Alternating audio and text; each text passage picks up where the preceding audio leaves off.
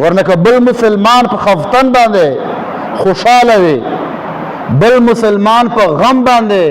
خوشاله وي، بیا په دې باندې پوه شه چې ما ایمان چې ګډوډ ده، بیا په دې باندې پوه شه چې زه مکمل مؤمن نه یم. ځکه چې دا د دوو جنو سردار صلی الله علیه وسلم فرمان ده، دا تا ما خبره نه ده چې مسلمان په مثل د جسم واحد ده، یو جسم ده، لکه یو جسم چې یو جسم چې ته درد ور باندې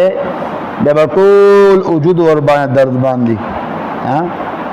نن د تا موږ خپل معاشره کې سوچ چې بل مسلمان باندې تکلیفي مرتاج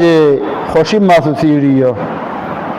بل مسلمان باندې تکلیف ازمایشي موږ خندګانې پورې کوو. لئی که دا وایي چې اوسې به دغسې کوله دغسې کوله، اوس یې لئی که ده،